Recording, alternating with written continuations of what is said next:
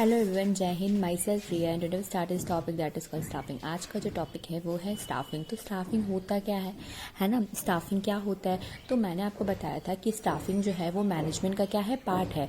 तो मैंने आपको मैनेजमेंट पढ़ाया था, उसमें हमारा टर्म्स आती है, इफेक्टिव एंड एफिशिएंसी आती है। फिर हमने प्रोसेस ऑफ मैनेजमेंट आपको पढ़ाया था। तो प्रोसेस ऑफ मैनेजमेंट में हमने प्लानिंग कवर कर लिया, ऑर्गेनाइजिंग कवर कर लिया। अब थर्ड प्रोसेस जो आती है वो है हमारी स्टाफिंग। ठीक है, तो स्टाफिंग होती क्या है, what do you mean by staffing when someone asks you कि स्टाफिंग क्या होती है। तो स्टाफिंग का मतलब क्या होता है, तो स्टाफिंग का मतलब होता है जहाँ पे हम लोग क्या करते हैं, फाइंडिंग करते हैं, सिलेक्शन करते हैं एंड डेवलपमेंट करते हैं। हम लोग क्या करते हैं, हम लोग एम्प्लॉयज़ को क्या करते हैं, फाइंड आउट करते हैं। ठीक है, कि हाँ हमें कौन सा स्टाफ चाहिए। ठीक है, उनका सिलेक्शन करते हैं, उसमें से हम बहुत सारे स्टाफ में से हम कुछ स्टाफ को सिलेक्ट करते हैं। फिर उन स्टाफ को क्या करते हैं, टाइम टू टाइम डेवलप करते हैं। जस्ट फॉर एग्जांपल के लिए, अगर आप किसी गवर्नमेंट कॉलेज का या किसी गवर्नमेंट एग्ज़ाम का फॉर्म फिल करते हो, तो सबसे पहले आप क्या करते हो, एग्ज़ाम्स में अपेयर होते हो, है ना। उसके बाद आपको क्या किया जाता है, आपकी सिलेक्शन होती है ना। उसके बाद आपको क्या किया जाता है, ट्रेनिंग प्रोवाइड की जाती है। उसके बाद आपको जो जिस पोस्ट के लिए आपने किया था या जो पोस्ट वहाँ पे खाली रहता है, उस पोस्ट पे आपको एलोकेट किया जाता है। तो सेम वैसे स्टाफिंग का ये प्रोसेस होता है। तो स्टाफिंग क्या क्या प्रोसेस होता है, स्टाफिंग जो होता है एक कंटिन्यूसली प्रोसेस होता है। ठीक है, if you want to achieve your goal, अगर आपको अपनी गोल अचीव करती है तो कंटिन्यूसली फॉलो द स्टाफिंग। ठीक है, not for staffing, you are continuously follow the rules of management, process of management. Got it. तो उसका एक पार्ट है स्टाफिंग। तो स्टाफिंग में क्या होता है, स्टाफिंग हमारी कंटिन्यूसली प्रोसेस होती है। ठीक है, रेफर इसमें क्या होता है कि हम लोग फाइंड आउट करते हैं, सिलेक्शन करते हैं, इवेल्यूट करते हैं, और हम लोग टाइम टू टाइम क्या करते हैं, व्हेन समवन आस्क्स यू कि what do you mean by staffing. ठीक है, अगर कोई आपसे पूछ दे कि स्टाफिंग का मतलब क्या होता है, तो आप बोलोगे staffing is the continuously process to finding, selecting, evaluate, developing working relationship to current and the future employees, that is called staffing. Got it.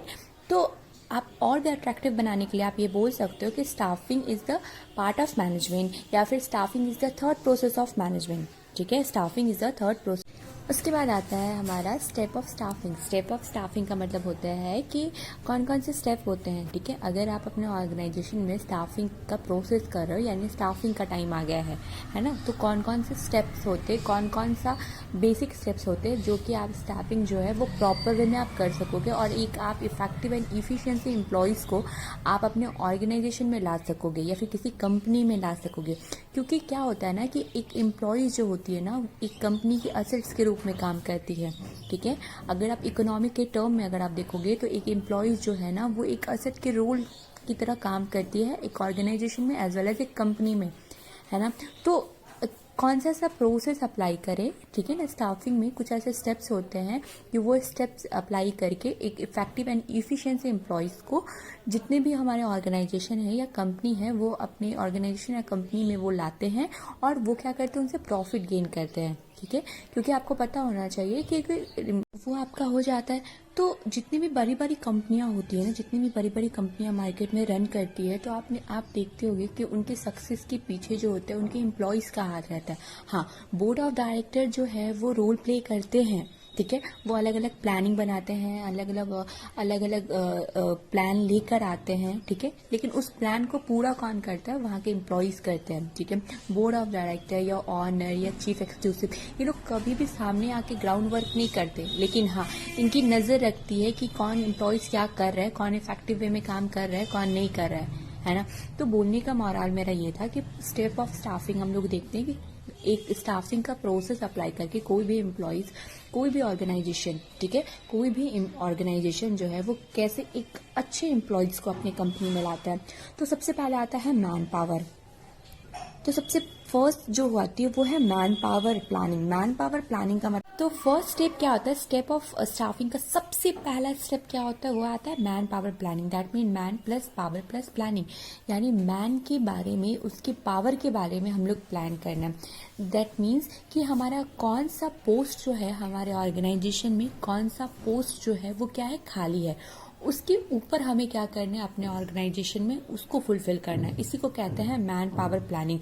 That means हमें फाइंड आउट करना है इफेक्टिव एंड इफिशियंसी एम्प्लॉयज़ को, ठीक है, अपनी company के लिए। Second आता है रिक्रूटमेंट। रिक्रूटमेंट का मतलब होता है कि हमें पोटेंशियल एम्प्लॉयज़ जो होती है ना, उनको क्या करना है, फाइंड आउट करना है ना, यानी एक अच्छे एम्प्लॉयज़ को हमें क्या करना है, लाना है। उसके बाद आता है सिलेक्शन प्रोसेस। सिलेक्शन में बहुत सारे एम्प्लॉयज़ आ जाते हैं, है ना, क्योंकि जाहिर सी बात है एक पोस्ट के लिए बहुत सारे एम्प्लॉयज़ आ जाते हैं, तो आपको क्या करना है, उसमें से सिलेक्ट करना है कि विच वन इज़ बेस्ट, ठीक है। उसके बाद आती है प्लेसमेंट। प्लेसमेंट का मतलब होता है कि आपको उनको एक अलग प्लेस, यानी जिस डिपार्टमेंट में खाली है आपको क्या करना है, वहाँ पे उनको प्लेस करना है। फिर आता है ट्रेनिंग। ट्रेनिंग में आपको क्या करना है, टाइम टू टाइम उन्हें ट्रेन करना है। मैंने आपको पहले ही बता दिया था कि हमारी जो training means update the employees, यानी हमें टाइम टू टाइम क्या करना है, तो उन्हें अपडेट करना रहता है, यानी अलग अलग मशीन से, है ना, इलेक्ट्रॉनिक से उन्हें क्या करना रहता है, अपग्रेड करना रहता है, अपग्रेड करना है। दैट मीन्स ताकि वो ज़्यादा से ज़्यादा प्रॉफिट गेन्स कर सके। उसके बाद आता है डेवलपमेंट। डेवलपमेंट का मतलब क्या होता है कि हमें उन्हें डेवलप करना है, यानी ग्रोथ ऑफ एम्प्लॉयज़, यानी उनको टाइम टू टाइम उन्हें ग्रोथ करना रहता है ना। जैसे उन्हें बताना रहता है कि नहीं, ये करने से आपको हम लोग ज़्यादा प्रॉफिट गेन करेंगे, ठीक है। उन्हें क्या करना रहता है, डेवलप करना रहता है। उसके बाद आता है प्रमोशन। प्रमोशन का मतलब क्या होता है, giving the rises salary. That means एक एम्प्लॉय जो होती है वो क्या होती है, असेट्स के रूप में काम करती है ऑर्गेनाइजेशन में, हमारी कंपनी में। इन दैट केस अगर उनकी मोरल डाउन हो जाती है तो वो क्या हो जाता है, वो लोग अच्छे वे से काम नहीं करते। तो इन दैट केस उन्हें उनकी मोरल्स को डाउन नहीं करना रहता है और हमें टाइम टू टाइम उनकी प्रमोशन करनी रहती है, ताकि उनकी मोरल क्या हो, वो हाई हो और वो ज़्यादा से ज़्यादा क्या कर सके, काम कर सके और हम लोगों को ज़्यादा से ज़्यादा प्रॉफिट दे सके, है ना। उसके बाद आता है ट्रांसफ़र। अगर आपकी एक से ज़्यादा ऑर्गेनाइजेशन है ना, अगर एक से ज़्यादा आपकी ऑर्गेनाइजेशन है तो आप क्या कर सकते हो, प्लेस चेंज कर सकते हो।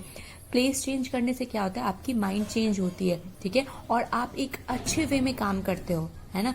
आपको नई इन्वायरमेंट मिलती है, नई जगह मिलती है, तो आप वहाँ पे और भी अच्छे वे में क्या करते हो, काम करते हो। तो इन दैट केस एम्प्लॉयज़ को क्या किया जाता है, टाइम टू टाइम ट्रांसफ़र भी किया जाता है, ताकि वो और अच्छे से क्या करते, क्योंकि उनकी अगल बगल की क्लाइमेट चेंज रहेगी, अगल बगल के लोग चेंज रहेंगे, तो वो और उनकी जो मोरल है वो चेंज होती है और वो क्या करते हैं, ज़्यादा से ज़्यादा क्या करते हैं, अपना 100% देते हैं। तो ये था हमारा, फिर से रिकॉल करो। फर्स्ट क्या होता है हमारा मैन पावर, उसके बाद रिक्रूटमेंट, उसके बाद selection, placement, training, development, promotions, not a list but last transfer. Got it.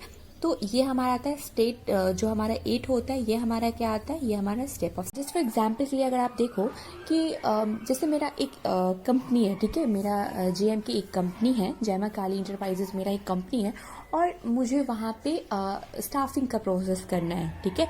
तो मैं क्या क्या करूँगी, कौन कौन से स्टेप मैं फॉलो करूँगी, मैं 1 बाय 1 बताती हूँ। तो सबसे पहले मैं मैन पावर प्लानिंग करूँगी, यानी जैसे फॉर एग्जांपल बहुत सारे अलग अलग डिपार्टमेंट है, ठीक है, तो मैं देखूँगी कि इस डिपार्टमेंट में हमारे एम्प्लॉयज़ की कमी है, ठीक है। जैसे इस डिपार्टमेंट में, जैसे ABCD हमारा डिपार्टमेंट है, तो मैं देखूंगी कि B डिपार्टमेंट में हमारे एम्प्लॉयज़ की कमी है, यानी कम एम्प्लॉयज़ है, जिस कारण हमारा काम क्या हो रहा है, वो डिले हो रहा है। तो मैं पहले वो प्लान करूंगी कि हाँ, इस सेक्टर में हमारी एम्प्लॉयज़ की क्या है, कमी है, ठीक है। फिर मैं क्या करूंगी, रिक्रूटमेंट करूंगी, यानी मैं क्या करूंगी, एडवर्टाइजमेंट करूंगी। मैं क्या करूंगी, कुछ लोगों को बोलूंगी, पेपर में ऐड दिलवाऊंगी कि हाँ, हमारी कंपनी के लिए क्या है, हमारा एक सीट खाली है, जो भी इंटरेस्टेड है वो आके क्या करे, वो जॉब कर सकते हैं, वो अपनी इंटरव्यू दे सकते हैं। उस चीज़ के लिए हम लोग क्या करेंगे, अगर मैं छोटा सा एग्जांपल अगर मैं लेके बताऊं कि जस्ट फॉर एग्जांपल मेरा JMK इंटरप्राइजेज है, ठीक है, मेरी एक फैक्ट्री है जिसका नाम है JMK इंटरप्राइजेज। तो जब मेरी क्योंकि मैंने आपको बताया था कि 2 ईयर होते हैं, एक कैलेंडर ईयर होता है, एक बिजनेसमैन का ईयर होता है। तो जो बिजनेसमैन का जो ईयर होता है, उनकी जो कैलेंडर ईयर होता है वो हमारे 1 जनवरी से 31 दिसंबर तक चलती है, ठीक है। और जो हमारा बिजनेस ईयर होता है वो हमारा 1 अप्रैल से 31 मार्च तक चलता है। तो जब हमारा बैलेंस शीट, जब मैंने रिकॉल किया, जब मैंने बैलेंस शीट अपना देखा, तो मैंने उसमें देखा कि हमारी प्रॉफिट जो है वो डिनाई हो गई है, मेरी प्रॉफिट जो है वो डिक्लाइन हो गई है, यानी घट चुकी है। तो मैंने देखा कि सब चीज़ तो ठीक है, प्रोडक्शन अच्छे वे में हो रहा है, एम्प्लॉयज़ जो है वो अच्छे से काम कर रहे, तो डिनाई कहाँ हो रहा है, यानी कहाँ जो है वो घट रही है। तो मैंने अपने फैक्ट्री में जब मैं मूव ऑन की, तो मैंने अपने फैक्ट्री में मैंने देखा कि जो हमारे सेलिंग सेक्टर है ना, तो वहाँ पे है ना, वहाँ पे एम्प्लॉयज़ की कमी है। ठीक है। तो मैंने देखा कि सेलिंग सेक्टर में एम्प्लॉयज़ की कमी है, तो दैट टाइम डिसाइड कि नहीं, मुझे कुछ एम्प्लॉयज़ चाहिए जो कि अच्छे से सेलिंग करवा सके, है ना। तो मैंने सोचा कि चलो अब स्टेप ऑफ स्टाफिंग हम लोग फॉलो करते हैं।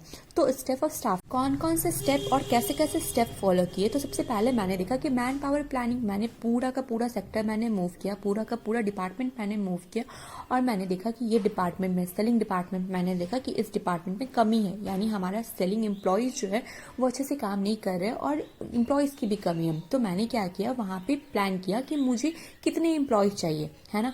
अगर मुझे 10 एम्प्लॉयज़ चाहिए तो मैं 100 एम्प्लॉयज़ को तो नहीं रख सकती ना, साइड सी बात है, मैं 10 एम्प्लॉयज़ रखूंगी, है ना। तो मैंने वो डिसाइड किया कि मुझे कितने एम्प्लॉयज़ इसमें क्या है ज़रूरत है। फिर मैंने देखा रिक्रूटमेंट। अब मैं क्या करूँगी, जब मैंने डिसाइड कर लिया कि मुझे 10 बंदों की ज़रूरत है, तो उसके बाद मैं क्या करूँगी, रिक्रूटमेंट करूँगी। रिक्रूटमेंट बोले तो मैं क्या करूँगी, एडवर्टीजमेंट करूँगी। कुछ लोगों को मैं बोलूँगी, पेपर में मैं दूंगी कि हाँ हमारी कंपनी में इस पोस्ट जो है वो खाली है, अगर आप इंटरेस्टेड हो तो आप आके हमसे मिल सकते हो, है ना। तो मैंने क्या किया, रिक्रूटमेंट करवा दिया, है ना। फिर मैंने क्या किया, बहुत सारे लोग आ गए, मुझे 10 लोगों की ज़रूरत थी, लेकिन मेरे पास कितने लोग आ गए, 100 लोग आ गए, क्योंकि सबने देखा तो सभी लोग आ गए। तो सभी आए तो मैं 100 बंदों को तो नहीं रख सकती ना, उसमें से मुझे सिलेक्ट करना होगा, 10 लोगों को मुझे क्या करना होगा, सिलेक्ट करना होगा। तो उसमें से मैंने 10 लोगों को क्या कर लिया, सिलेक्ट कर लिया। उसके बाद मैं क्या करूँगी, उनको प्लेसमेंट दूंगी, यानी उनको सेलिंग में बहुत सारा चीज़ होता है, ठीक है। कुछ इंटरनल सेलिंग करते हैं, कुछ एक्सटर्नल करते हैं, है ना। तो उन जो पोस्ट हमारे लिए अवेलेबल होगा, उस पोस्ट के लिए क्या करेंगे, हम लोग एलोकेट करेंगे उनको, ठीक है। उसके बाद क्योंकि वो एम्प्लॉयज़ हमारे लिए क्या है, नए हैं, ठीक है, वो एम्प्लॉयज़ हमारे लिए क्या है, नए हैं, तो हम क्या करेंगे, उनको ट्रेनिंग देंगे, अपने ऑर्गेनाइजेशन के अकॉर्डिंग क्या करेंगे, उनको ट्रेनिंग देंगे, अपनी इंडस्ट्री के थ्रू क्या करेंगे, उनको ट्रेनिंग देंगे, ठीक है। फिर हम लोग क्या करेंगे, उनको ट्रेनिंग देंगे कि हाँ ये मशीन ऐसे चलती है, ये मशीन ऐसे ऑन होती है, ठीक है। टाइम टू टाइम क्या करेंगे, ट्रेन करेंगे।